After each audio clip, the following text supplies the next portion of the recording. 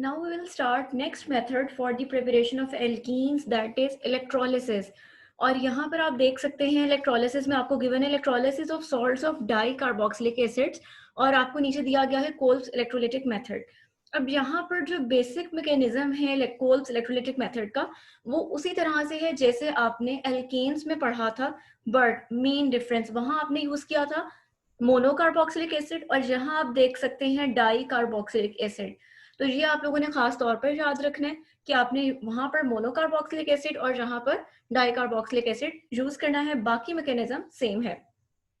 अब यहाँ पर आपको बता रहे हैं कि उसी तरह से या तो आप सोडियम या पोटेशियम सॉल्ट ले लेंगे, किसका, डाइकार्बोक्सिलिक एसिड का। डाइकार्बोक्सिलिक एसिड मींस आपके पास ऐसा कंपाउंड जिसके अंदर दो कार्बोक्सिलिक ग्रुप्स मौजूद हैं। फॉर एग्जाम्पल ये आपको सुक्सिनिक एसिड दिया गया है, उसी तरह से जैसे हमने तब देखा था। बेसिकली स्ट्रक्चर क्या है, CH2 COO। अगर सुक्सिनिक एसिड होता तो यहाँ क्या होना था ना, सोडियम की जगह H होना था, ठीक है, जैसे COOH होता है। और यहाँ पर भी COOH, और यहाँ इन दो कार्बन के दरमियान आप देख सकते हो बॉन्डिंग हुई भी है। लेकिन हमने क्या लेना है, हमने सुक्सिनिक एसिड का सॉल्ट लेना है। तो सॉल्ट के लिए क्या होगा, हाइड्रोजन की जगह पर रिप्लेस हुई है सोडियम। अब ये क्या कहलाएगा आपके पास, डाइसोडियम सुक्सिनेट। तो सबसे पहली चीज तो ये कि आपने याद रखना है कि एल्कीन्स में आप यूज कर रहे हैं डाइकार्बोक्सिलिक एसिड, जहां किसके साथ एग्जांपल दी हुई है, सुक्सिनिक एसिड का सॉल्ट दिया गया है। कौन सा दिया गया है, सोडियम सुक्सिनेट दिया गया है। और आपने सिंपली क्या करना है, आपने CH2 single bond COO salt है चूंकि उसका, तो आगे आप क्या लगाएंगे, सोडियम।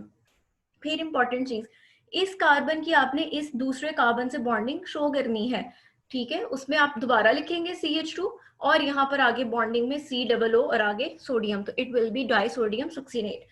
ये यहाँ आपके बुक्स में सही लिखा है, यहाँ एरो आना है। आयोनाइजेशन होती है और in the presence of aqueous media water आपके पास आयोनाइजेशन में क्या होगा, आयंस बनेंगे, जैसे आपने वहां पढ़ा था। सिमिलरली एक आपके पास ये आप देख सकते हैं ये सुक्सिनेट आयन बनेगा और साथ में आपके पास सोडियम आयन बनेगा। इट मींस आपके पास यहाँ से एक सोडियम और दो सोडियम आयंस क्या हो जाएंगे, सेपरेट हो जाएंगे। अब वैसे ही आपके पास क्या होगा कि जो आपके पास नेगेटिव आयन है वो जाएगा एनोड के पास और जो पॉजिटिव आयन है वो जाएगा कैथोड के पास। अब सबसे पहले देख लेते हैं इस वाले को कि एनोड पर क्या होगा। इस पे नेगेटिव चार्ज है तो ये कहां पर जाएगा, एनोड पर। और एनोड पर आप पढ़ चुके हैं, एनोड पर होती है ऑक्सीडेशन यानी रिमूवल ऑफ इलेक्ट्रॉन्स। अब आपके पास यहाँ पर क्या होगा, आपके पास ये आप लोग देख सकते हो ये जो इस कार्बन के साथ दो ऑक्सीजन अटैच है। जो ये वाली ऑक्सीजन है इस पर आपको नेगेटिव दिखाई दे रहा है, माइनस चार्ज दिखाई दे रहा है, और इधर भी माइनस चार्ज दिखाई दे रहा है। अब क्या होगा, इसका मतलब ये है कि हमारे पास यहाँ पर दो इलेक्ट्रॉन्स मौजूद हैं, यानी इस ऑक्सीजन पे भी एक इलेक्ट्रॉन मौजूद है और इधर भी, यानी दो इलेक्ट्रॉन्स मौजूद हैं। और इस ऑक्सीजन पे भी एक इलेक्ट्रॉन और साथ में दूसरा इलेक्ट्रॉन। अब होगा क्या, होगा ये कि आपके पास यहाँ से एक इलेक्ट्रॉन रिमूव हो जाएगा और एक इलेक्ट्रॉन यहाँ से रिमूव हो जाएगा। जब ये रिमूव हो जाएंगे तो यहाँ रिमेनिंग क्या बच गया, सिर्फ एक बचा, और यहाँ पे भी दो की बजाय क्या बचा, एक बचा। तो आप क्या लिखेंगे, -2 इलेक्ट्रॉन, यानी यहाँ से दो इलेक्ट्रॉन्स क्या हो रहे हैं, रिमूव हो रहे हैं। और रिमेनिंग क्या है, सारा स्ट्रक्चर सेम है। द ओनली डिफरेंस है कब यहाँ आपने माइनस नहीं डालना बल्कि आपने डॉट डाला है जो कि रिप्रेजेंट कर रहा है फ्री इलेक्ट्रॉन को। यानी कि अब आपके पास क्या बन गया है, ये आपके पास आयन था सुक्सिनेट का और ये आपके पास उसका क्या बन गया है, फ्री रेडिकल बन गया है। उसके बाद देखते हैं नेक्स्ट स्टेप में आपके पास क्या होगा। नेक्स्ट स्टेप में आप देख सकते हो आपके पास ये जो फ्री रेडिकल था आपके पास, अब यहाँ से इसको भी हम कर लेते हैं। आपके पास यहाँ से बॉन्ड जो है वो ब्रेकेज होगी और यहाँ से होगी। आपके पास क्या होगा कि आपके ये जो दिखाई दे रहा है एक इलेक्ट्रॉन, ये यहाँ पर बॉन्ड बना लेगा। जाहिर बात है जब यहाँ से बॉन्ड ब्रेक होगा, या इसको भी हम यूं ही लिख देते हैं कि ये इलेक्ट्रॉन यहाँ पर बॉन्ड बना लेगा। अब आप देख सकते हो कि जब ये बॉन्ड तभी बनेगा ना जब कार्बन की वैलेंसी खाली होगी, और वो कब खाली होगी, जब यहाँ से बॉन्ड ब्रेक होगा। तो आप देख सकते हो कि जब ये बॉन्ड बन जाएगा तो ये कंपाउंड अलग हो जाएगा और ये क्या बन जाएगा, कार्बन डाइऑक्साइड। और यहाँ से भी आप देख सकते हो ये अलग हो जाएगा और ये बन जाएगा कार्बन डाइऑक्साइड। तो कितने कार्बन डाइऑक्साइड बन गए, दो। तो आप इसको यहाँ मेंशन कर देंगे 2CO2। अब रिमेनिंग आप देखो, यहाँ से तो बॉन्ड ब्रेक हो गया, इस कार्बन ने एक बॉन्ड बनाया हुआ है और दो बॉन्ड्स हाइड्रोजन के साथ है, यानी टोटल 3 बॉन्ड्स बने हुए हैं। अब इनको मजीद एक बॉन्ड और बनाने की जरूरत है, तो ये आपस में क्या करेंगे, यहाँ पर बॉन्ड बना लेंगे। अब आप देख सकते हो ये आपके पास एल्कीन बन गई है। कौन सी एल्कीन बनी है, ये आपके पास इथीन बनी है, C2H4, जिसको आप स्ट्रेट करके लिखते हैं, उन्होंने आपको वर्टिकली दी है, अदरवाइज स्ट्रक्चर सेम है। अब हमारे पास नेक्स्ट ये बचा कि जो हमारे पास कैथोड है वहां पर रिएक्शन क्या होगा।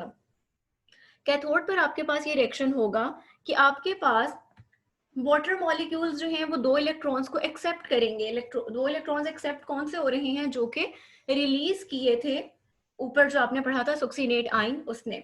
जब ये इनको एक्सेप्ट करेगा तो हमारे पास हाइड्रोक्साइड आयन बनेंगे और साथ में हमारे पास हाइड्रोजन आयंस बनेंगे। हाइड्रोजन आयंस आपस में कंबाइन होकर हाइड्रोजन गैस बना देंगे, जो कि यहाँ से गैस की फॉर्म में यहाँ से इवॉल्व हो जाएगी। अब आपके पास यहाँ पर क्या बच गए, हाइड्रोक्सिल आयंस बच गए।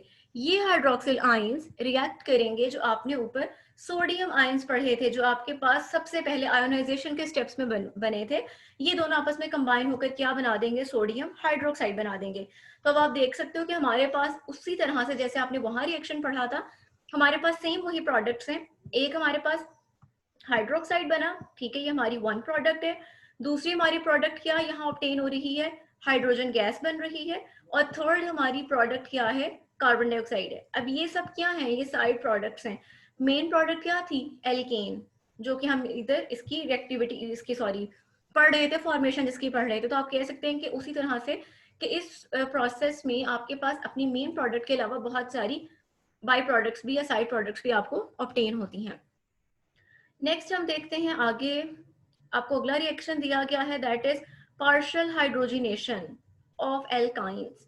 देखें, आप लोगों ने पढ़ा था कि अगर आप जैसे आप लोगों ने एल्कीन्स के केस में पढ़ा कि आपने एल्कीन्स या एल्काइंस की आप हाइड्रोजिनेशन करके आपने पढ़ा कि आप उससे एल्केन बना सकते हैं। अब यहाँ पर क्या है कि अगर हम पार्शियल का मतलब होता है इनकम्प्लीट, हाइड्रोजिनेशन क्या है, एडिशन ऑफ हाइड्रोजन, और आपने रिएक्टेंट का यूज करना है अल्काइंस। अगर हम पार्शियल नहीं कराते, कंप्लीट करा देते हैं हाइड्रोजनेशन, तो उसका क्या नुकसान होगा कि हमारे पास तो एल्कीन बन जाएगी, जबकि हमें क्या रिक्वायर है, हमें एल्कीन्स रिक्वायर हैं। यानी एल्काइंस में हाइड्रोजन ऐड होंगी तो हमारे पास सबसे पहले एल्कीन बनती है, ठीक है, और अल्कीन के बाद हमारे पास एल्कीन बनती है। तो अगर हम पार्शियल हाइड्रोजनेशन नहीं कराते तो हम रिएक्शन को स्टॉप नहीं कर पाएंगे। एल्काइन के बाद एल्कीन और एल्कीन से एल्केन बन जाएगी। तो हमें क्या करना है, हमें पार्शियल हाइड्रोजनेशन करानी है, इनकम्प्लीट हाइड्रोजनेशन करानी है, ताकि एल्काइन से हमें एल्कीन्स ऑब्टेन हो सके।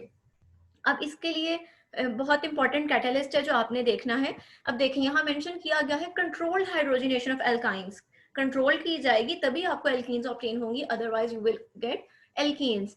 तो वो कह रहे हैं controlled hydrogenation of alkynes with hydrogen gas in an equimolar ratio, यानी जितनी आपके पास एल्काइंस हैं उतने ही मोल्स आपके पास क्या होंगे, हाइड्रोजन गैस के होंगे।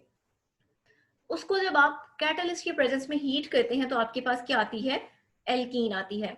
अब यहाँ पर ये इंपॉर्टेंट लाइन है, इसको हाईलाइट कर लीजिए।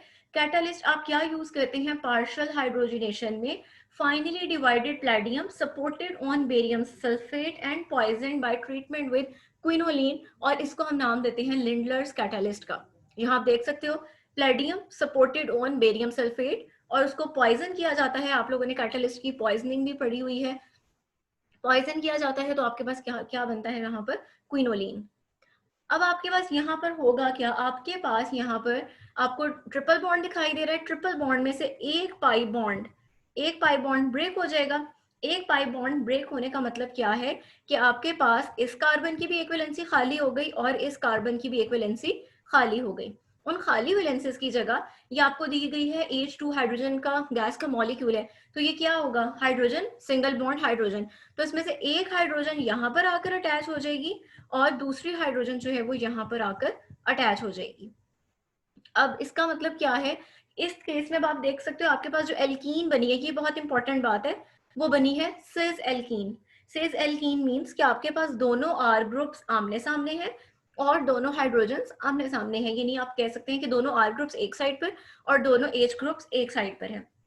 इसका मतलब है कि अगर आपने एल्काइन से प्रिपेयर करनी है एल्कीन, और कौन सी, सिस एल्कीन, तब आप कौन सा कैटालिस्ट यूज करेंगे, दिस वन, जिसके लिए दूसरा नाम क्या है इस पूरे का, मतलब palladium supported on barium sulphate and poison with quinoline, इसको हम क्या नाम देते हैं, लिंडलर्स कैटालिस्ट। ये बहुत ज्यादा इंपॉर्टेंट पूछा जाने वाला क्वेश्चन है।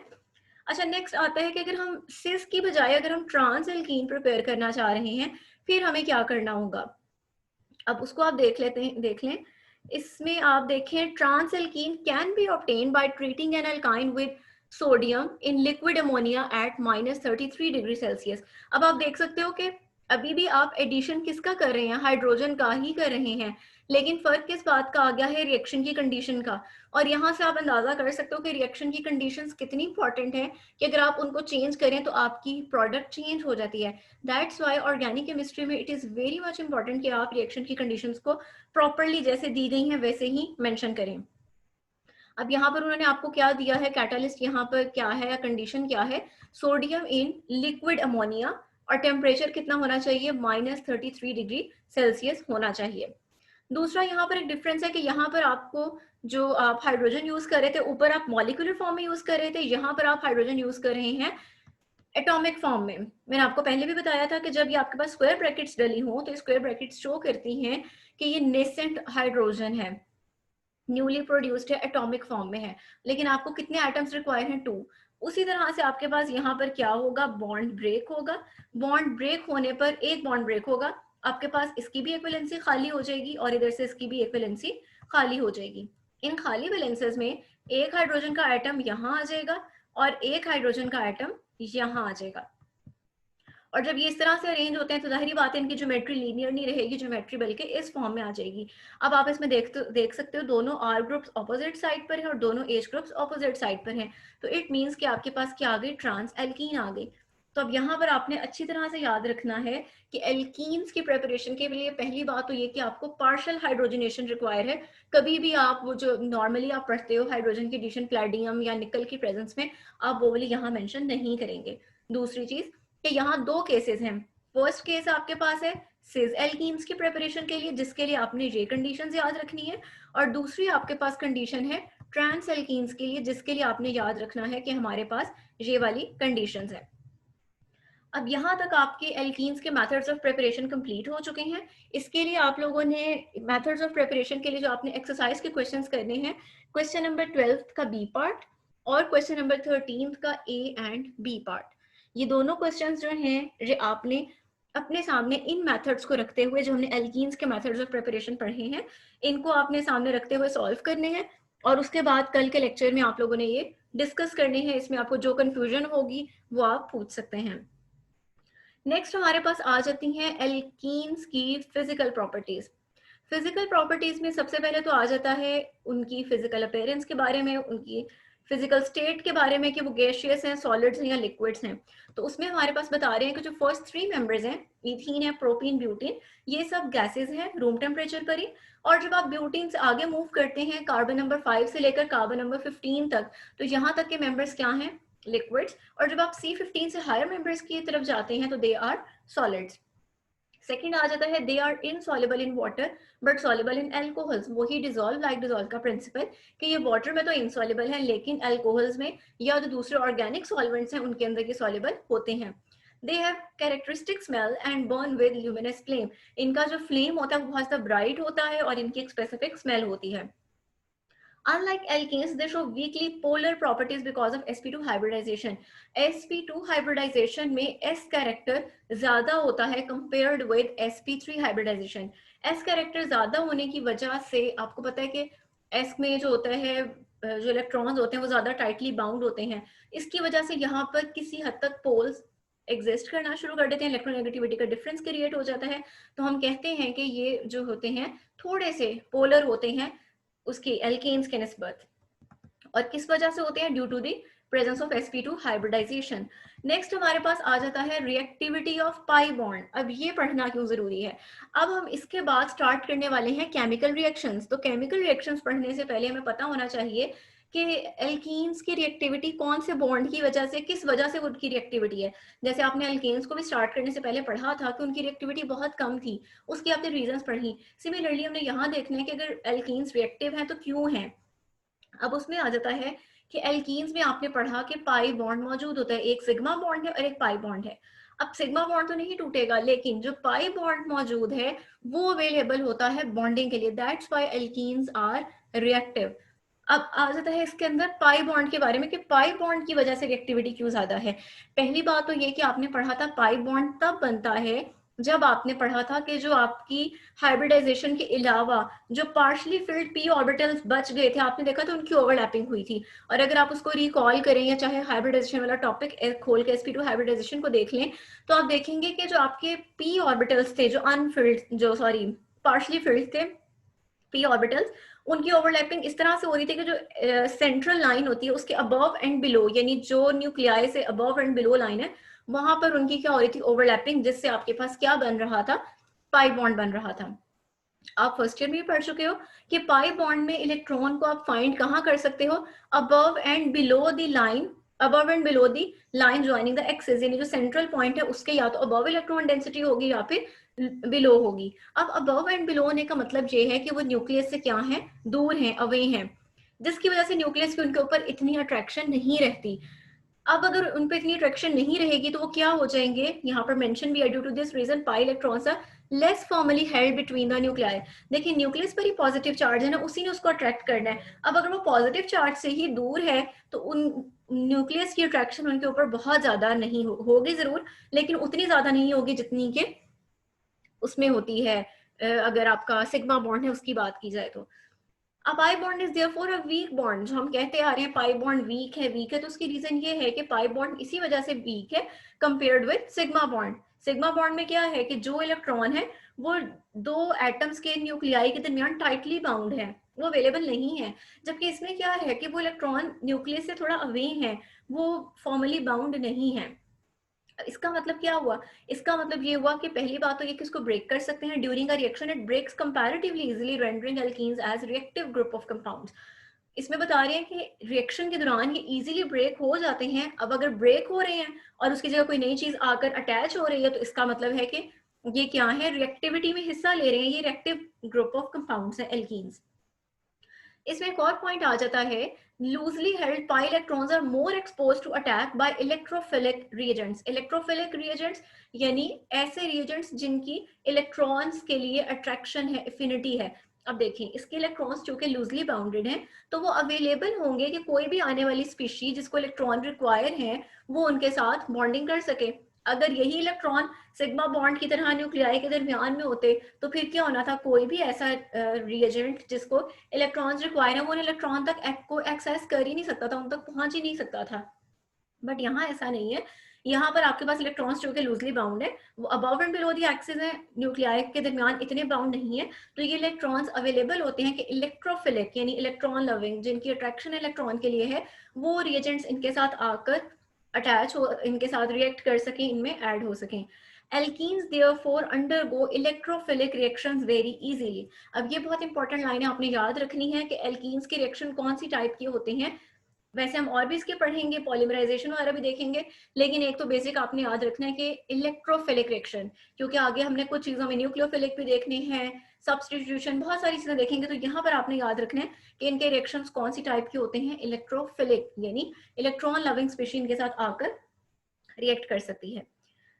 Hope so it is clear to all of you. अब आपको जो एक्सरसाइज के क्वेश्चन बताए हैं उनको सॉल्व कीजिए और उसको उसमें से कुछ पूछना पूछिए। अगर आपको इस टॉपिक में कोई कंफ्यूजन है तो वो भी आप पूछ सकते हैं। कल हम इंशाल्लाह इसके रिएक्शन स्टार्ट करेंगे। Thank you.